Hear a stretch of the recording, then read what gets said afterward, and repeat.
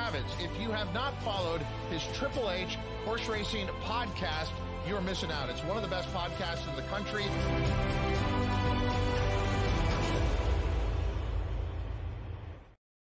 Hello and welcome to episode 271 of the HHH Racing Podcast. I'm your proud host, Howard Kravitz.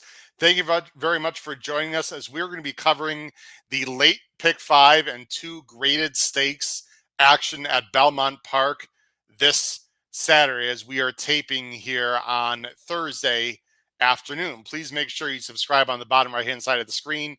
After you do that, hit that notification bell so that you will not miss any shows or content on the podcast and on the YouTube channel. And then also smash that thumbs up button, that like button. We greatly appreciate that. You can follow me on Twitter at HKravitz. You can see on my name tag. Scrolling on the bottom of the screen, my email address, hkravitzhorse@gmail.com. You see the next live shows. There'll be next week, usual time, Wednesday night, Bettin and Boozin, 9 p.m. Eastern. Our flagship show will be the usual time, Thursday nights, 8 p.m. Eastern, plus maybe some other shows. Again, that's why you need to hit that notification bell or at least check out our YouTube channel. You can listen to us on Apple Podcasts, Spotify, on Anchor. Power Picks, again, what a week we had last week. Wow. Plays the day, winning. Pick fives hit. If you're not familiar with our Power Picks, check that below the video player. They've been on fire.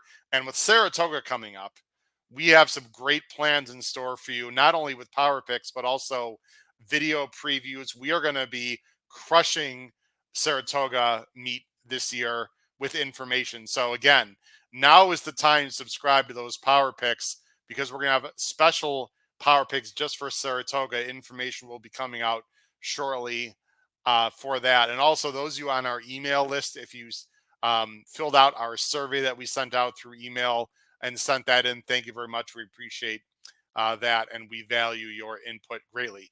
You can find a lot of information on our website, hhhracingpodcast.com. Now, obviously, because this is a taped show, we're not going to be bringing any comments up in the live chat because there is no live chat for this taped show. But we thought that this card was so good and so important that we wanted to do a special taped show. And help me along are my usual fantastic co-hosts. First, from the East Coast of Maryland. Is it a little smoky in the East Coast of Maryland? Because we had that strange smoke here in the Chicago area for 2 days. It was not pleasant. Let's bring him on, Mr. Pete Visco. And from the Saratoga Special in the great Commonwealth of Massachusetts, Mr. Paul Halloran. Guys, how are we doing today? What's up, gentlemen? Very good. Wonderful. Any crazy smoke there out east? It might be starting to come your way again. We had a little taste of it. Literally, it's not pleasant, guys. I must say. We had some air quality troubles here today. It doesn't seem that bad, but you could definitely sense a little fog in the air. Okay. Well, the air is clear in Boston. And the air is always sunny and perfect in Saratoga Springs, which will occur in about 2 weeks. Guys, one quick motion I do want to bring up here. We got a lot of exciting things going on through Hawthorne Racecourse that we're going to be talking about on our live show Thursday night as well. However, there are two things coming up in 2 weeks. We are going to have another pool party. A pool party is a live show at an OTB here in the Chicago area. This one is going to be 2 weeks from Saturday. You can see July 15th, approximately 3 to 5. What happens is Hawthorne Racecourse, a great sponsor of ours, gives us $1,000 to bet on the later part of the card at Saratoga. Myself, Matt Miller, Kyle Roscoe, and possibly a Charlie Freeman sighting for the first time publicly out for everyone to see. We'll be there giving people advice on how to bet. It's $35 for a ticket, and that gives you appetizers, a race program, our expert information, and then most importantly, you can see on the bottom of the screen, a share of the profits. And so if we win, you folks at home will win. You do have to be there on site at the Crestwood OTB, which is the southern suburbs of Chicago. So even people, guys that live like in Indiana or not too far by can, of course, drive into Crestwood, see us, have some great food and drink, and also have a chance to win some money. We also have free giveaways, guys, that we have free wagering bets, free power pick subscriptions that we have. We do raffles there as well. And then the next day, guys, on the 16th, Sunday, which was just confirmed, I will be live at Hawthorne Racecourse, similar to what we did at Canterbury, Pete. We're going to be covering live races. I'll be with Jim Miller, and we'll be live on the simulcast feed, as well as our own podcast as well. So anyway, 2 weeks, the weekend of July 15th and 16th is a huge day for this podcast and Hawthorne Racecourse, guys. That's awesome. It sounds great. Yeah, that live show was fun. So it'll be good to do as many of those as possible. Absolutely. And we appreciate their invite. All right, guys, let's get into what we're here to talk about. And we're talking about the late pick 5 on Saturday, 2 stake races, and what I thought, guys, was a difficult sequence in general. And I like difficult sequences because that's how we can make some money. So let's get right to it, guys, as I go ahead and present the screen. The first race, let me take down this banner and put up our banner of the race 6. You can see scrolling on the bottom of the screen are our picks. Of course, the first time that Paul and Pete get to see everyone's picks. Race 6, which I need to scroll up, is the first race of the late pick 5 on Saturday. It's a grade 3 Dwyer. You can see it's approximately 3:41 Eastern Standard Time. It's a small field of restricted 3-year-olds, $200,000 on dirt, going 1 mile. You see it's a field of 6. Moreline favorite is the number 5, Fort Bragg for Baffert and Johnny V. He was scratched out of the Woody Stevens on Belmont Day with a fever, has come back and worked well, should be ready to go. And you see we are all going with Fort Bragg. Pete, let me go to you first. What's your thoughts here on Fort Bragg in the Dwyer? I mean, he's just a high quality horse, and this is probably the softest. There's some quality in here, but I think this is the softest field in terms of probably past experience and past on the track performance that this horse has faced. And I know I liked him in the Pat Day Mile. I think I liked him. I had him in maybe top 2 or 3 for sure in the Woody Stevens before he scratched. And I think him just getting back to sort of the 1-turn trips, whether it's the mile, whether it's even anything a little shorter. But I think his running style, I mean, you get the Derby fever, but then we always talk about horses that get back to doing what they probably were intended to do in the first place. And I think this horse going 1 turn, going a little bit of the shorter distances, I think it's perfect for him. He was training well going into the last race. He's training well coming out, so his form is holding.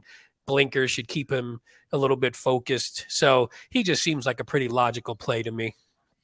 Yeah, and you know what I like about him, Paul, is I like him outside of the main speed. I think that's very important in this race. I don't know if he likes to pass horses, and he might need to pass horses because there's a lot of speed in this race. But I think the fact he's outside of horses helps. The blinkers on, Paul, I'm a little bit, I don't know how I feel about that, to be honest. Yeah, it's interesting because it is, going wire to wire at the 1-turn mile is a pretty good ask. But, I think Pete hit the nail on the head in his initial remarks. This is a competitive race, but it's not the deepest wire you've ever seen. And if you look at Fort Bragg, he's won once in 7 starts. Every time he's lost, the winner of the race has been a real quality horse. Speedboat Beach, Practical Move twice, and Forte. And actually, he beat Practical Move, but was taken down in a maiden race at Santa Anita. So, yeah, you talked about how difficult the sequence is, Howard. You'll see when we get to our tickets. I really think you got to take your chances with him here in the interest of spreading out later on. It sounds like a single for Mr. Paul Halloran. Well, we'll see about that. There's 2 horses inside that I think can be a major factor. This Saudi Crown, I remember when he debuted at Keeneland, I was really impressed. And then he wins an N1X, guys. We have him second, Pete. He's done absolutely nothing wrong. He looks like he can rate. I'm sure that Castellanos played the break and see. The rail horse looks like he has to go. This horse is really talented, and I have a feeling if he runs really well or wins this race, we're going to see him in the Jim Dandy. I think they want to stretch this one out. It's China Horse Club. I would not be surprised at all if this horse becomes a major factor in the 3-year-old division in the second half of the season here. Yeah, no, I agree with that. And I think even if he loses this race to a quality horse like Fort Bragg, but runs well, maybe gets on the lead and Fort Bragg sort of is able to run him down because there is other pace in here, I still think there's a bright future for this horse. So, I mean, the stretch out is always a concern. Always Dreaming has been a little up and down as a sire. But we know Always Dreaming himself could get distance, obviously, since he won the Derby and then out of a tap at mare. So you figure the stretch out should be okay. It's under Cox. So, he's obviously knows how to get these horses, going from the sprint up into the routing and then up into this one. I just think Fort Bragg might just have an experience edge, and Saudi Crown will definitely have other speed to deal with in this race. I think I would have picked him on top, Pete, but I don't like horses that have not worked or run at Belmont at all. That's not to say this horse can't do it, but Belmont, it's Big Sandy. He can be a little bit quirky. I would have preferred to see Cox send him to New York a little bit earlier and get a work over the surface, but I don't know. What the hell do I know? Paul Harrodsburg ran a 99 last time. The problem I have with this horse is I'm not sure I believe that fig. And I'm sure you did your due diligence. It was a 4-horse field he's coming out of. And if you look at, I'll go big screen here, American Law and the horse that finished fourth both regressed in their buyers, as did the winner quite substantially. So to me, that's a big negative, but perhaps Harrisburg will be the one of these 4 that actually lives up to that 99 buyer last time, but he has to prove it to me personally. Yeah, well, someone's got to run second and third. I'd be rooting for my friend Jackie Davis, who looks like her horse is just not fast enough. The 4, yeah. I believe she's still in search of graded stakes win number 1. Just a personal fan of her. The 1 has gotten nosebleeds when going into higher company. Yeah. And the 6 doesn't look like a giant killer. So I ended up going with those on potential and what they've done coming out of their maiden races. I ended up going with the 3 and 2, second and third. We were at Keeneland the day Saudi Crown won, as you recall. That was the Sunday of the weekend we were there. I think that was a pretty memorable weekend for you. The last thing I'll say, we'll move on. I was looking for a closer in this race because there's a lot of speed. If alternate reality was just a little bit faster, like if she had run the low 80s, I would have been really interested in this horse because he seems to be the only horse, guys, that can actually pass. He just seems too slow, guys. I just couldn't do it. Yeah. But, if things get completely crazy, I suppose this horse can be a factor. He just love the dam, by the way, because I love pancakes. But anyway, he just seems too slow, guys, even though the race flow might work out. That's why I went with the 6. I went with the 6 as maybe a horse that could sort of sit back a little bit and come off the pace and just hit the board or do something, and has actually shown a little bit of an ability to pass horses. But yeah, it looks like it's going to be one of the top 2 or 3 on the inside. And as I think I sent this to you guys in an email, or I'll just say it now, I really believe we're going to see some of these horses go to the Jim Dandy / Travers. I think actually I mentioned in the Woodbine. I didn't mention it to you guys, but I wouldn't be surprised if Fort Bragg and or Saudi Crown ends up going to Saratoga and going 2 turns again, or they could cut them back to the I almost said King's Bishops, to the Jerkins, right? So I mean, either way, they're in good shape. Let's go to the next race, guys. Now, I have to chuckle because you guys see the bottom of the screen, the picks here, and Paul and I are in lockstep, which is crazy. Not because Paul's not one of the more astute handicappers I know, along with Pete, but as I told you guys before the show, I looked through these next 2 races and I was like, this is a B, this is a B. Like, all I had is B horses. I mean, I had no confidence in anyone. And I thought these next 2 races, guys, were absolutely impossible, where you couldn't trust anyone. And I saw you guys email me your picks. I'm like, how the hell are we similar in this race? Because I thought it was tough. So it's crazy here. Let's see. We got an allowance race going a mile. This is an N1X, I believe. Actually, it's N2X, sorry. It's a field of 9. The morning line favorite, you can see how wide open is the number 1 Bad to the Bones for Mott and Alvarado. Coming in from Churchill, that's who I'm going with. Pete, you've got a horse that I actually know very well, in Daddy Knows. And by the way, Paul, of course, also is the one. And I know this horse well for the simple fact this is an Adelphi horse. And this is a very weird horse. And I'll explain why after you talk about, actually, it's an N1X. I apologize. I'll let you talk first. By the numbers, Daddy Knows absolutely fits. And Katie Davis has done a great job with him, Pete. Yeah, and I was with you where I was just sort of throwing my hands in the air. I had 4 A's only though, so it wasn't that bad to knock it down to my top 3. But I didn't have a ton of confidence in any of them. With this one, I mean, I'm looking at a horse who's 8 for 38 lifetime, 7 years old, 2 for 12 wins at Belmont, 3 for 15 wins at the distance, which isn't the most confidence ensuing thing in the world. But a couple things I liked since our boy Ray Handel, your boy Ray Handel took this horse over. There's been 4 races, but there's been 5, in that cycle, I guess, sort of. 3 of them wins, and the 2 losses were on wet tracks where this horse does not seem to really enjoy the wet track that much. So I can sort of forgive those. In the other 3, at least from a buyer standpoint, you're looking at 89, 92, 91, which were huge improvements over what we saw last year. So even though this horse is 7, seems to be coming into his own, seems to be running at his best. The 3 of his lifetime top buyers all came in those 3 wins in those last 4 starts. Ray Handel. He's weird. Let me explain the weird thing, Pete, for people don't know this horse. This horse is hard to steer. You see how wide he is? This is what he does. And you see Katie's like trying to keep him not lugging out too much. You see, she's like with her right hand, she's trying to like keep him somewhat into the middle of the track. This horse does not like the inside. Okay. He does not like to be inside horses at all, which is one of the reasons why he's very wide. He also tends to drift. You're going to see him in this race.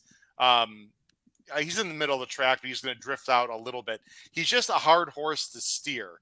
And he's also on the wrong lead. He's not professional, but he's actually relatively fast. I mean, I'm not going to show the race before that, but in talking to Katie personally and talking to her after races, guys, this is a very tricky horse to handle. And no pun intended, Ray Handel has done a great job with this one. The problem is, guys, if this horse is outside of him, that's an issue. So he wants to be outside. If he's the speed of the speed, you'll see Katie Davis take him out to the middle of the track. This seems to be a tougher spot. So it's also not New York breds. I don't know. I've got him as a C out of respect to his willing to win and his numbers, Pete and Paul, but I don't know. I'm not so sure. Well, I think the one thing you do like, though, is Katie Davis has ridden this horse now to 3 wins in the last 4 starts. So even if the horse is a little difficult, at least you have someone on him who is used to that. And it's not like some new jockey picking up a weird horse who she's not going to know how to handle. So I'll take that. And again, this is with the slimmest of confidence that I have this horse on top. It's more of I like probably the top 4, I think. I can't remember what I did in the pick 5. So it's a little spready for me in this one anyway. Well, speaking of horses that I'm not overly confident with, I have on top, Paul, we both have Bad to the Bones. I mean, he's certainly fine. The problem is twofold for me. And I say the problem, I have him on top, and so do you. He's 1 for 9, and he's never been at Belmont. But he seems to be an honest type. Junior has been riding well. It's Billy Mott. I don't know. I don't see any reason why he can't win. Yeah, I think the horse he lost to last time is a pretty good horse. That Floki's Flight, 10 for 13 in the Exacta lifetime. Came back off that race to run a 92. Yeah. So, I think, and that's why I think this 4 is, in the mix here is, the 92, 91 back-to-back buyers puts this horse squarely in the mix. The 3's got a 93, who he was my eliminated when I had to get down to 4 in the pick 5 instead of 5. Yeah.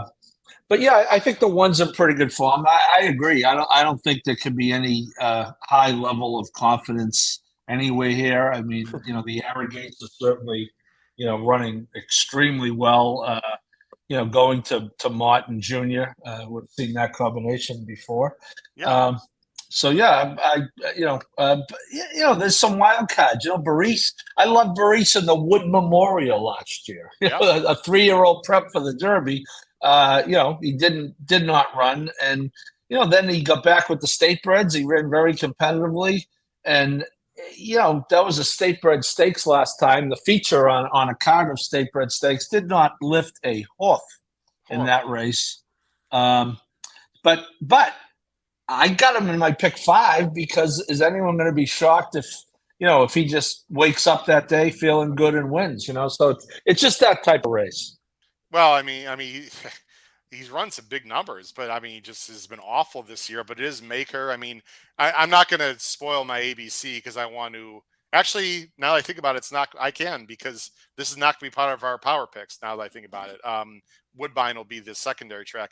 I have 1A and 6 Bs in this race. I mean, why can't South Street win? Off of Linda the Claim, right? The number 6. 12th Man is decent, has run some okay numbers, right?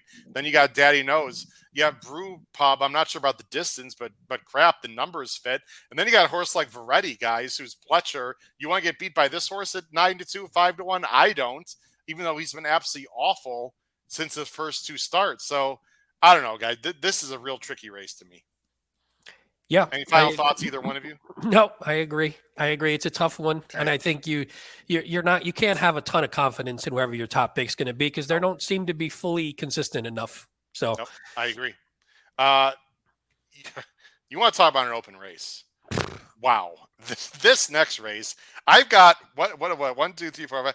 I have 1, 2, 3, 6. I have 9 of the 11 or 12 in this. I got 9. I'm using 9 horses in my ABC. I mean, you can legitimately hit the all button here, and so that means, of course, we're all going to have crazy different picks, right? Because it's so wide open, right?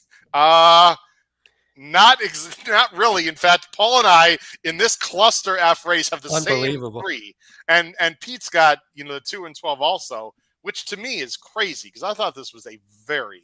I have 6 A's, and those are more like when I always tell you when I go through, I say who do I think can win, and I go through the whole field and I mark them as sort of A's, quote unquote. And I had 6, and I think I dropped 1 or 2 out of that list. So I think my pick 5 has maybe 6 deep when we get to it. No, I mean this race is ridiculous. It's a starter allowance 50. They're going mile 16th. On the turf. I think this is on the Widener. Okay, so this is sort of that literally wider sort of turn into that first turn. It's a monster field of 12 and with 2 also eligibles, which are main track onlys. I think the weather's gonna be okay. I haven't checked the forecast. We don't like to dwell on the weather here, but I think it's going to be okay this weekend. Anyway, the Moyline favorite is the number 2? Yeah, the number 2, Timbuktu, New York bred for Dutro and Ortiz. And just let everyone know, we did not know the morning lines, guys, until they came out literally recently as we're filming this. Paul, let's go to you first. Paul, you're going with the number 2, Timbuktu, and I'm going to show the replay of the last because I think it's worth showing. Got a 79 buyer last time. What is the 5 for 8 on turf? Very honest sort.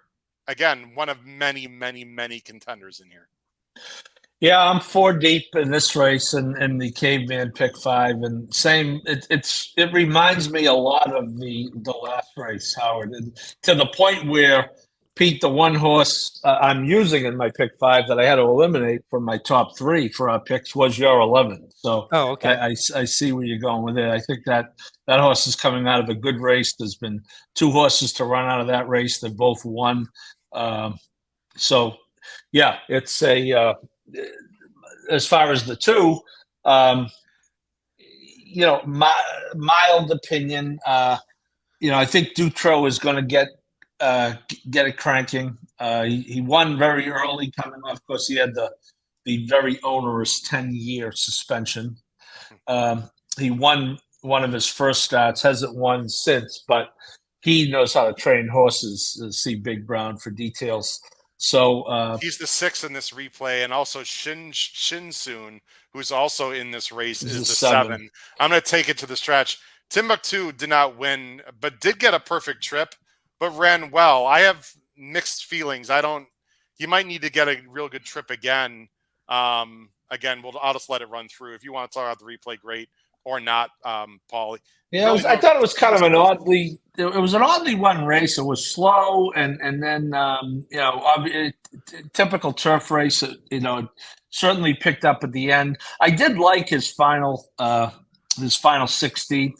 You're going to see him charging up here on the outside. That's really he did most of his running at that point, but it was a case of Royal Spirit getting first run on him, and it was going to be hard to close that much with those fractions: 25-4, 49-4, 113-4. So Yep. again though, I'm not trip wise. I'm fine. He had Ired last time. He's got Jose this time. So I do think that Jose will have him forward. He was forward last time. He was third, but the problem was even being a length and a half off. Off of 49-4. It was pretty slowly run. Let's talk about the 5 because I have this horse second. You have this horse second. Pete doesn't have this horse anywhere. But I have it. I have it as an A, so I'm sort of with you guys. Okay. Yeah. To me, Paul, this is a complete in Chad Brown I trust. I mean, he's running numbers that are not that much slower than the others as a 3-year-old. Gelded, pick 5 racing ownership, seems to be working fine. I think has every right to take a little bit of a step forward and doesn't really need to take that big a step forward, Paul, to win this race.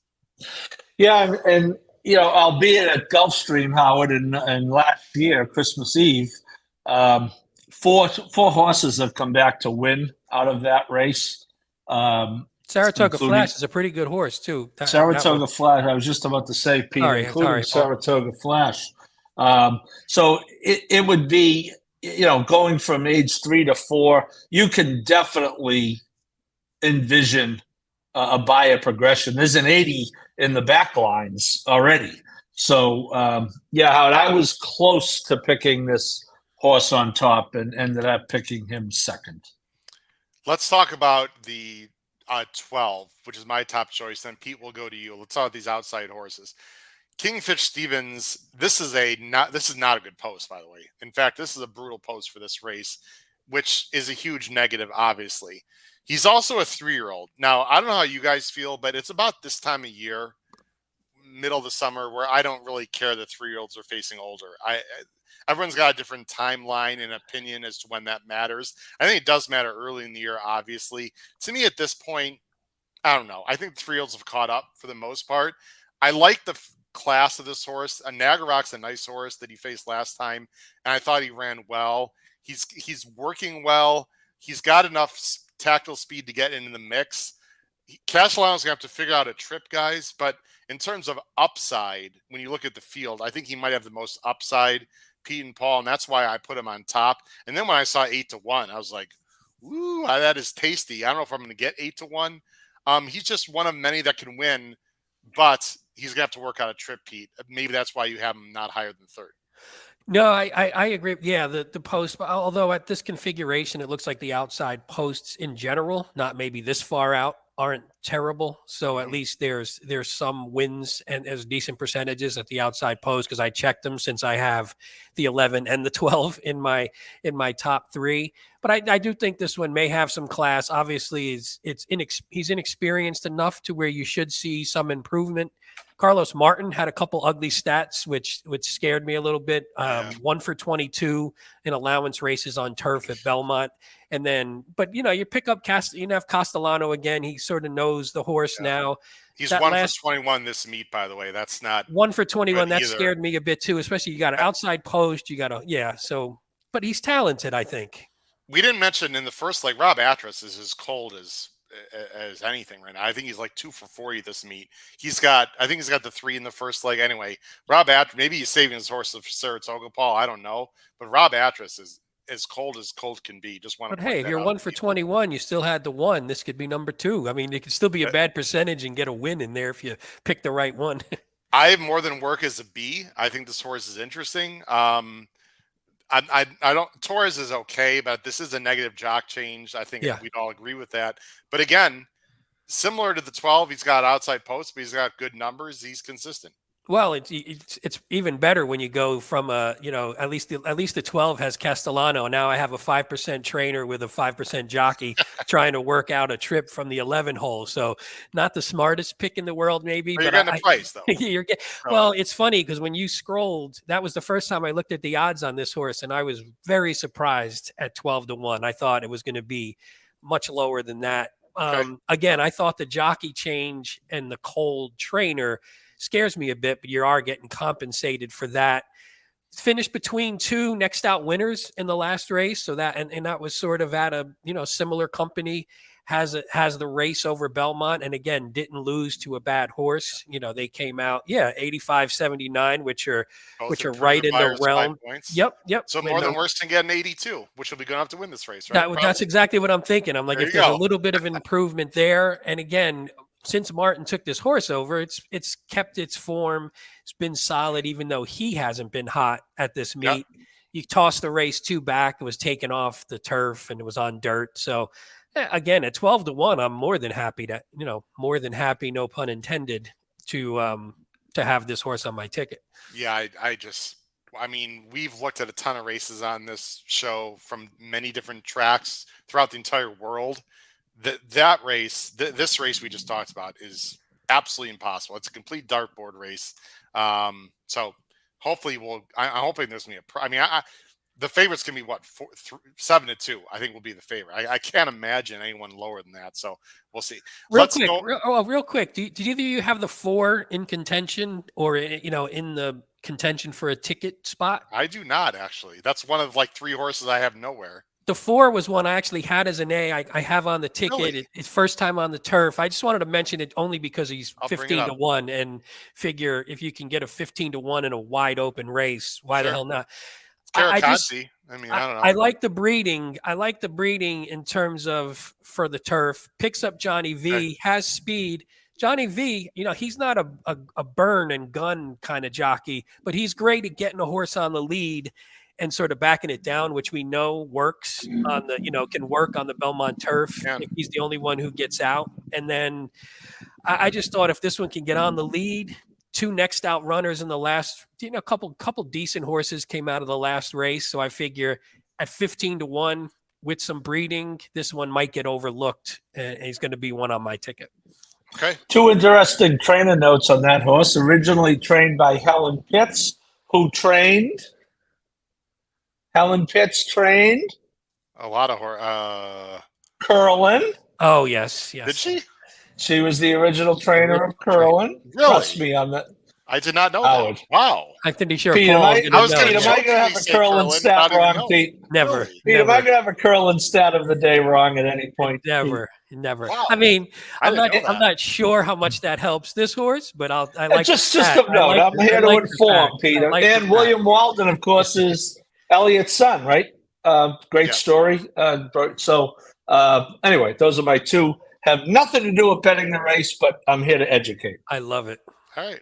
Yeah, I know something about education. So, all right, let's go to race 9. There we go. Picks on the bottom of the screen, guys. This is a nice race. Me and you this time, Howard. Yeah, how about that?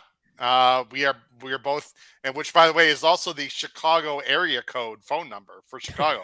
Perfect. It used to the main one. There's several now, but it used to be only one. It used to be 312. It's the John A. Nehru, which has had different names over the years. It's a grade 2 on the dirt, 7 furlongs, $250,000. Real nice purse. That's a field of 7 with Candyman Rocket from the rail for Billy Mott and Alvarado, the morning line favorite. And none of us are going with that horse.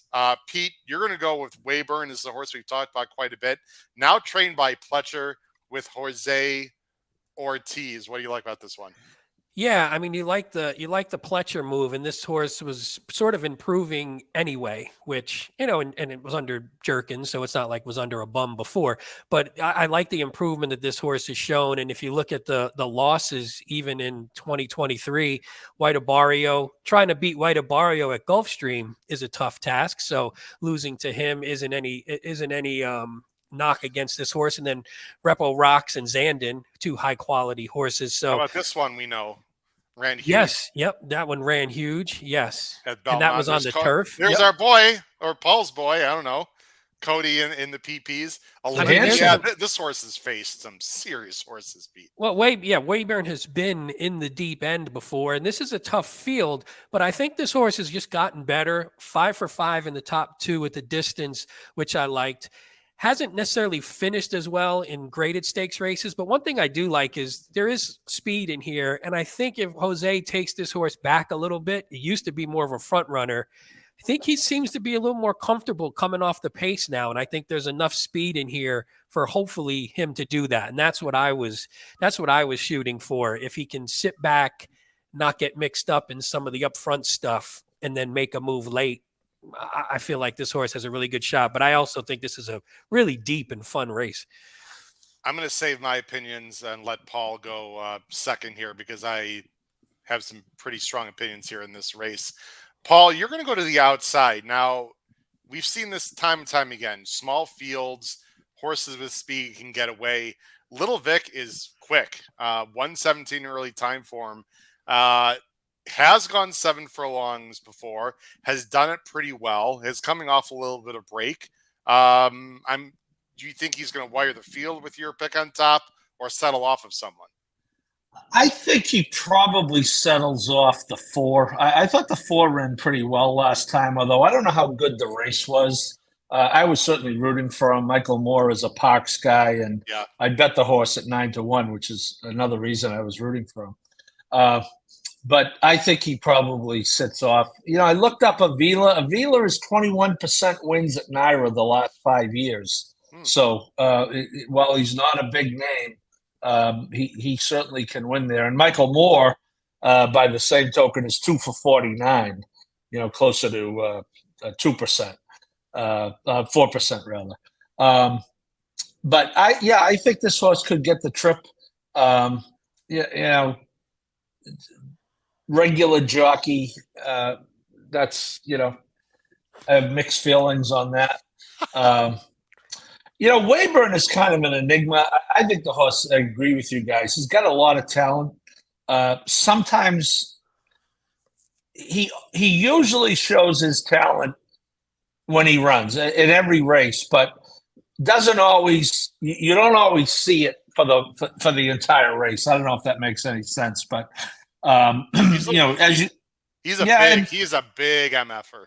He really is, and things have to go up. I'm not so sure the inside is the best spot either at 7 furlongs for a horse like him. That's another reason why I opted not to pick him. But yeah, I think Little Vic would be the right price here.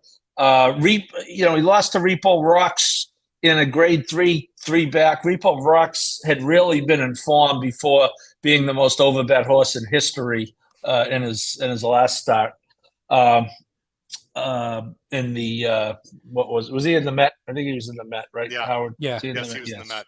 Yeah, he was not going to win that race. But anyway, I think this is a much more competitive and better race than the Dwyer earlier in the card. Did you? One thing that I have Little Vic on my ticket, this isn't something I'm versed enough in to know one way or the other. But the horse, even in the notes, said bled in the last one, and when you watch the race, was sort of in the mix and looked like had a shot. Was basically sitting right off the leader, and looked like could have went by, and then just dropped anchor and went backwards, and then it looked like Olivero sort of stopped riding. Maybe he realized something was a little off, and now they're off Lasix again because we're in a graded stakes. That just freaked me out a bit. So I put him on the ticket because I think he's talented enough. But the fact that it even said bled in the notes, because usually they hide that crap and they don't tell you anything.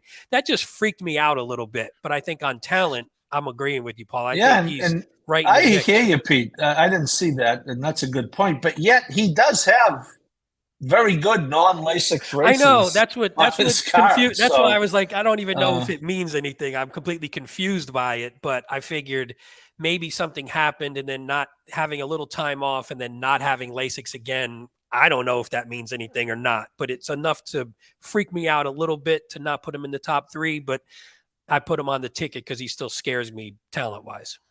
Yeah, another horse that should scare everyone talent-wise, Candyman Rocket, who is the Moorline favorite. We've all got this horse in the mix. I do not like the rail in these spots. I do not like the rail at Belmont in small fields. I've talked about it a million times. Things they can get pinched back. They can get in tight spots. This is an enigma. I mean, he's had a weird career. He's very talented. He can win the race. Guys, here's my strong opinion. I love Wayburn, despite Mr. Paul Halloran down there and his misgivings. James Jerkin's a great trainer. He's now training in Saudi Arabia for one of the princes. I think this horse will love he doesn't like turns in general. Belmont's going to be great. I think he's going to let the speed go, guys. I think outside of him, I think Candyman Racket's got to go. And I think Paulie's going to be sitting in behind the speed. So I don't think he's going to be like in a claustrophobic spot the way I envision it. I think he's going to let the speed go. He's going to just sit off, and then he's going to make that wide sweeping move, the Belmont balcony move. I love this horse. When I saw 7-2, someone hold me down from going to my bank, my local bank, which is 2 minutes away from here. There's no way we're getting 7-2, but I'll tell you what, I'll take 5-2 or even 2-1 in a heartbeat. I think he's the class of the field. I think he's going to get the right trip. I like that he's in Todd's hands now. I don't think Little Vic classes up personally, just my opinion. Candyman Rocket's inconsistent. Guys, I love Wayburn on Saturday. Love. I like it. That's it. I'm with you. I hope you're right on this one. Okay. There you go. I hope I'm right too. Hope we're right. All right, guys. Let's go on the last race here of the pick five as I go ahead and switch over. The last race of pick five is not a stake race. It is a maiden 40, a maiden 40 claimer. New York bred, just like they always do, right? Making the last race, a bit of a lower class race. But I'll tell you what, I don't think this race is that deep, at least in my opinion, guys. It's a field of 10. There are a bunch of 6 also eligibles. So we'll see what happens. If some of these get in, we might have to adjust our opinions. The morning line favorites are number 2, Miracle Mike, Pletcher, and Jose Ortiz. I go ahead and switch over. As I'm putting us on the screen, guys, I don't know if either one of you have an opinion on this. There are a lot of jockeys that are out of town this week, whether it be Woodbine or Ellis or whatever. Do you guys that means your Jose Ortiz of the world have more of an advantage than the other ones, right, Paul, in theory? Yeah, this is the type of day that Jose and Manny Franco typically feast. Jose can every day. I don't want to make it sound as if he needs the other guys to be out of town. He's a top shelf jockey. But, this is the type of day. Don't be surprised if you see a guy like Jose win 5 or Manny win 3 or 4. I agree with 6, 7, 8. Yeah. We're all going to Miracle Mike, which doesn't surprise me because he's logical, but he's hard to trust. So there's 2 horses. I think this is in general, I think we'd all agree a 2-horse race. Look at our picks, right?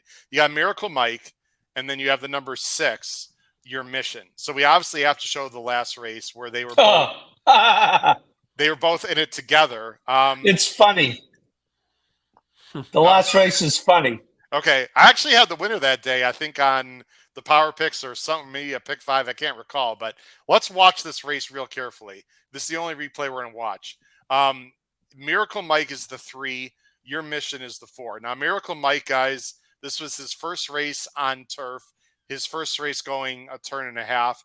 Your Mission has been in maiden specials. It's just a money burner, hasn't won, but is the class of the field in theory. Let's watch the beginning of the race. First, Your Mission breaks slow, the 4. The 3 broke okay. They both had trouble. Paul, I'll let you talk. I'm just going to let the whole race run through. Again, Miracle Mike is the 3. Your Mission's the 4. Go ahead, Paul. Well, watch the 4. The 4 makes a Cody's Wish type move on this turn. Right about, come on, Your Mission. Come into the picture. By the way, the 3 gets steadied right here. It might be a little bit hard to tell. The 3 had the much tougher turn. Wait till the stretch. Watch now. The 4 is in stride right now. Okay, that's the, what's he at the 3/8 pole, I think. In last. And he's still last, but now watch this. He is going to go from last to first and looks like he's going to win by a pole. And I think he kind of hangs like a chandelier down the lane. Maybe not really asking, by the way, Paul, either. It's not like he wasn't. That's what I noted. Look at, he's taking the lead. He is going to be on the lead when they straighten out. But then once he gets to the lead, I don't know if he was just waiting or, right now you figure he's going on to win by Winner. 3 to 5, right? Winner. Here's the 3 Miracle Mike up the inside. Now watch the move the 3 has to make. He's moving. He has a wall of 3 here that he has to kind of come around. And right here, see that? Yeah, a little bit. Yeah. Yeah, and he had trouble on the other side. I think he ran the better race than the 4. That was one of my big questions. Who ran the better race, Pete? I agree with Paul. Yeah, if the 4 had any interest in winning, he would have won that race. I think that's an overbet horse in this race. Really? I was actually hoping the 6 was going to be the favorite, Paul. When I saw the morning line just now, I was a little disappointed. I was hoping they would lean on the 6, but I mean, I'm going to use them. You got to use them, as you said, Howard. But I don't know. Unless Irad moved too early, which is possible but not probable. Okay, and it wasn't like maybe the horse just took him into that, because you just said he wasn't asking him. Yeah. But boy, I'll tell you, he had no reason not to win that race, and he's now 0 for 7, Pete, and he's never gone off over 6 to 1. He's been the favorite the last 4 races. So if you need some fire to start your fireworks on the 4th of July, you can use the money that this horse has burned to get your pyrotechnics. I mean, it looks like he loves second. Just wheel him for second and hope a bomb comes on top is probably what you want with this horse. Paul, that might be your mission would be a nice Kindle for the backyard barbecue we're going to have. No disrespect to the horse for being, facetious, of course, but how he didn't win. Now, it was off a layoff. So, listen, can you really trust him to do that much either? I don't know. How good is the 2? We don't really know. He should improve off that last effort. And I think he's going to show more speed than he showed last time. At least that's what I'm hoping. And maybe we're all hoping that. Because I tried to find a speed horse in this race, guys, to sort of upset the apple cart that I liked. I just couldn't find one. Pete, you've got the 7 third. Paul, you got the 11 third. I just want to bring up the 8, who absolutely dropped anchor last time. But this is a big jockey change. Maybe this horse can be a little more – the jock can use this horse a little more efficiently, and this horse can be up close. But I couldn't find a horse that's going to wire this field and upset these 2 closers we have, because that's going to make me nervous as hell to have these 1 or 2 horses, guys, to close out a big pick 5, and they both got to come from behind and pass 8-10 horses. I don't know. Yeah, I know for me, I only had 4 horses in my ABC in this because I kept tossing every other horse, and I was just tossing horses left and right. And that's why when we get to our pick 5 ticket, I singled the 2 because I was like, you know what? Screw it. I don't like any of the horses in this race. I'm not going to waste any money on them, just trying to throw them in. If I get beat by a piece of crap bomb horse, shit happens sometimes.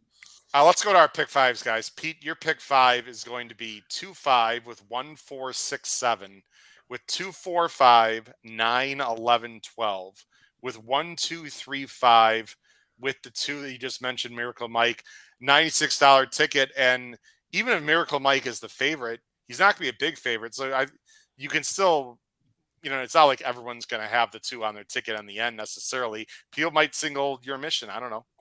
Yeah, you figure Fort Bragg in the first one is going to take some money. So between Fort Bragg and Saudi Crown, that might not be the most efficient. You can maybe single even on the first leg. In that second leg, got a couple prices. We got that 7 Baris that we all seem to like a little bit, which at 8 to 1 morning line. So you can maybe get a price there. Like we talked about, the third leg is wide open. My top choice is 12 to 1, so I can get that horse home. It's going to balloon the ticket, but I don't think anybody's going to be leaning on any horse in that third leg because you're going to be all over the place. That seems like a potential all leg. Then in the fourth, I think, again, I think the fourth leg is wide open enough to where I don't know who you're going to lean on. You don't want to use too many of the lower priced. I know who I'm leaning on. I know who you're leaning on. Yes. But I think most people are going to be a little bit more spread out in that one. And then again, in the last leg, Miracle Mike, I'm singling, but they're all maidens and maiden 40 bums for the most part. You're going to be praying to the You're just going to be praying. Yeah. So that's the way I'm going. Any family members with a Mike, Pete, or is this just a horseplay? Well, my best friend, who is a degenerate horse player like myself, is called Mike. So hopefully for There we him, go. and it's a miracle when he cashes a ticket sometimes. So maybe that'll bring us some good luck. Well, shout out to my brother Mike, who just got married Sunday, by the way. So Congrats, congratulations, Michael. Mike, on married with the beautiful Irina, his bride. So that's why I couldn't play in the Hawthorne contest. So, So anyway, bring this pick 5 congratulations. home for me, Mike, just as a wedding present. The reverse wedding present. You can bring that one home for me. There you go. Paul, there you go. A man of his word, singling the 5 in the first leg, then going 1, 4, 6, 7 with 2, 5, 11, 12 with 1, 3, 5, 6 with 2, 6, 7, $96, Paul. Yeah, no, a fairly similar ticket to you, Pete, other than I don't have the single on the end. But I would say if you could live with a single of Fort Bragg, you and I could probably combine on a caveman pretty easily. That's true. That is true. Yes. And just go and not single in the last race, so we don't have to leave the races to go to Novena before they run the race. But hey, look, we talked about how tough the sequence was, especially legs 2, 3, 5, and here I am 4 deep in leg 4. So apparently, other than Howard thinks it's easy, but the rest of us don't think it's that easy. So I'm going to go single Not at the easy. beginning. I'm just taking a stand. Yeah, and if Never Fort Bragg gets beat, they have this great invention called the pick 4. Love it. There you go. They sure do. Guys, did I single anyone? Yes, you singled Wayburn without Yeah. question. You know what, though? I singled more than one leg. How Yeah, about 5. that? Yeah, 5. You singled Fort Bragg and Wayburn. Nope. I did something on this ticket that I don't think I've done on this show. And for all you people laughing at home and want to make a joke with me, no, it's not actually hit a pick 5. Because actually been pretty good on the power picks, guys, lately. You hit the all If anyone's button in the noticed. third leg. I In the bet. pick 5s. I actually singled in the last 2 legs of this ticket. There's my ticket. It's a little unusual, but these middle 2 legs, guys, I have no idea. I'm not gonna sit here and lie to everyone and say, oh, I have some strong opinion. I have no freaking clue who's going to win leg 2 and 3. So I'm gonna go 2, 5 with 1, 2, 3, 4, 5, 6, 7 with 2, 3, 5, 6, 7, 9, 10, 11, 12, which to me will give me about a 95% chance of getting through the first 3 legs. 95 is a little high, but 85 to 90% chance. With Wayburn, the 3, with the 2, Miracle Mike. Look, if I'm alive after the first 3, which I should be, and hopefully get some prices, guys, in legs 2 and 3, I love Wayburn, and I think Miracle Mike is better than your mission. I just have a feeling, although I could be wrong. I agree with you, Paul. He probably got the worst of the trip, but do I trust the horse on a single? No, but I mean, I would have loved to go 2, 6 guys on the end, but then I would have had to cut down in legs 2 or 3, and I just didn't want to do that. So I'll play a little bit of a cheaper $63 ticket. The whole key is getting through legs 2 and 3, guys. I think. And any final thoughts? I mean, and what do you do in leg 3? I mean, the last question, and then we'll close the show. For those people at home that like to bet horizontals, when you have an all button kind of race, do you think it's better just to play as many, or to take a stand like you guys are a little bit with only using maybe 3 or 4, which will allow you to play and hope you're right, and then allow you to go like 2 deep in the last race instead of singling? It's a very interesting ticket construction question with a race that has 10 or 11 possibilities. Well, I think it depends on, how strong your opinions are in those other legs where you're going to go thin. So you love Wayburn, so, you start with that as a given. So, and then you obviously like the 2 enough in the last leg. You can come up with 2 singles, then yes, that's definitely the right strategy. I like the 2 in the last race. I don't think I'd single the race at gunpoint. So, hats off to you guys. But, again, it depends on you can't just single somewhere. If you have to single for the sake of singling, then that's not a good strategy. I hear people say we have to find a single. Well, you have to find a single if you like a single.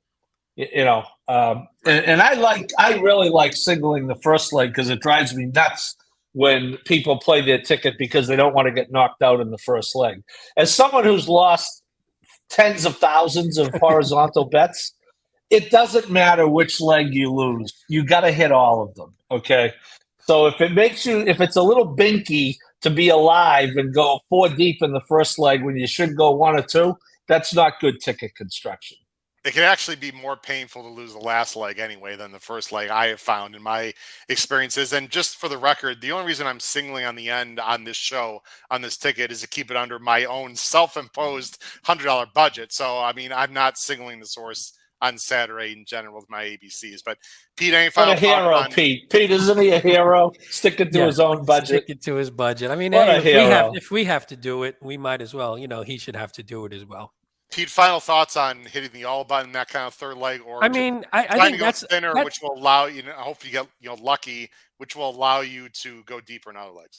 That's the toughest question because you don't want to go. I mean, yeah, you always want to go thinner, but you have to have opinions to go thin. Like if you said, "Hey, I really like these first 2, but if they don't win, then I think 8 or 9 can win." Then maybe you just say screw it and you just play those top 2. Because you're like, those are the ones that I think have a little bit of separation. I know for me, there wasn't much separation in that race, which is why I went 6 deep. You went crazy deep. Paul went a little deep. I think if you hit the all button, that's the race. Of course, what will wind up happening is the 2 would win. You hit the all button and the favorite winds up winning the race anyway.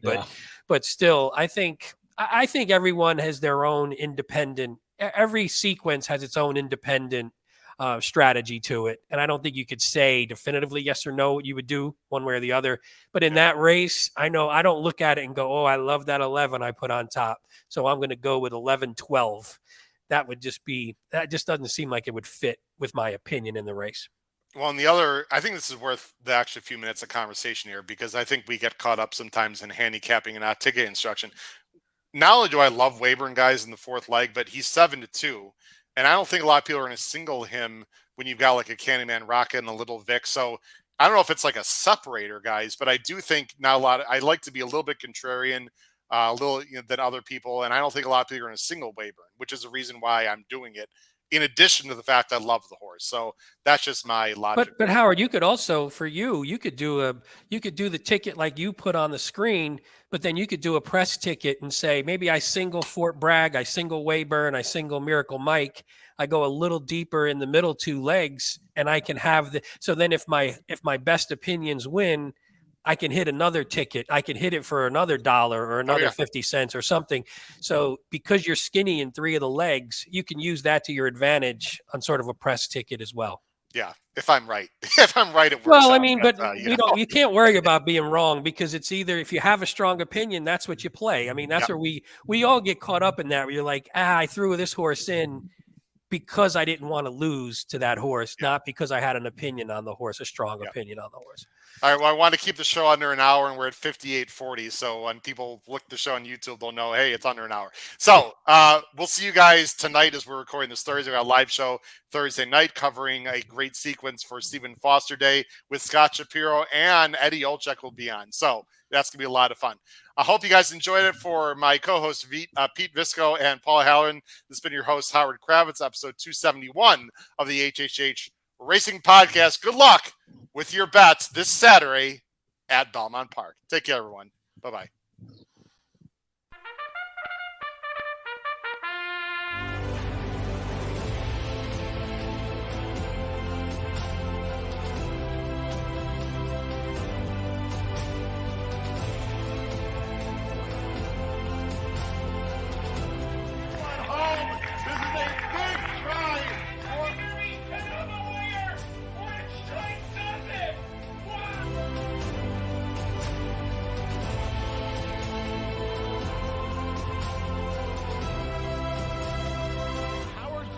If you have not followed his Triple H Horse Racing podcast, you're missing out. It's one of the best podcasts in the country.